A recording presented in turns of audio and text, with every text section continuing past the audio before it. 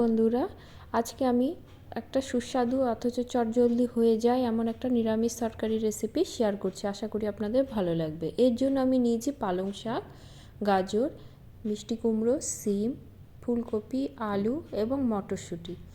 এছাড়াও নিয়েছি বিউলির ডালের বড়ি। এবার কড়াতে সর্ষের তেল দিলাম। রান্নাটা আমি সর্ষের তেলেই করব।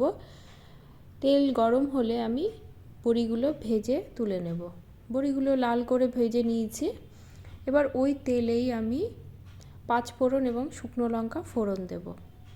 ফোড়ন থেকে সুন্দর গন্ধ বেরোলে এর মধ্যে দিয়ে দেব আলু, সিম, গাজর এবং ফুলকপি। এর মধ্যে দিয়ে দিব নুন আর হলুদ। নুন হলুদ দিয়ে মিনিট 5 মতো ভেজে নেব। সবজিগুলো ভাজা হলে দিয়ে দেব মিষ্টি কুমড়োটা। মিষ্টি কুমড়োটা যেহেতু তাড়াতাড়ি ভাজা হয় তাই আমি পরে দিলাম।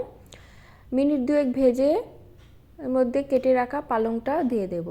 আর দেব আদা এবং টমেটো পেস্ট, জিরে গুঁড়ো এবং লঙ্কা গুঁড়ো। এটা একটু মিশিয়ে নেব। মিশিয়ে নিয়ে ঢাকা দিয়ে 2 থেকে 3 মিনিটের জন্য রেখে দেব। সবজিটা দেখুন আমার অনেকটা মজে এসেছে।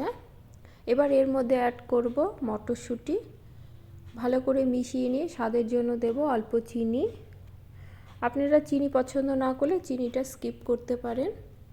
ভালো করে সবজিগুলো মিশিয়ে নিয়ে অল্প পরিমাণে জল দেব। সবজিটাতে বেশি জলের দরকার নেই, কারণ সবজিটা প্রায় সেদ্ধ হয়েই গেছে। ভালো করে মিশিয়ে নিয়ে ভেজে রাখা বড়িগুলো দিয়ে দেব। দিয়ে ঢাকা দিয়ে আরও মিনিট 5 মতো রান্না করে নেব। রেসিপিগুলো যদি ভালো লাগে লাইক কমেন্ট করবেন এবং সাবস্ক্রাইব করে পাশে থাকবেন এই অনুরোধ রাখছি।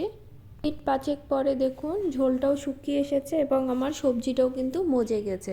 ভালো করে মিশিয়ে নিলেই কিন্তু এই সবজিটা রেডি। খুব কম সময়ে সুস্বাদু এবং হেলদি এই তরকারিটা আপনারা ভাত বা রুটির সঙ্গে খেতে পারেন। ভিডিওটি ভালো লাগলে লাইক কমেন্ট সাবস্ক্রাইব করে পাশে থাকবেন। ধন্যবাদ।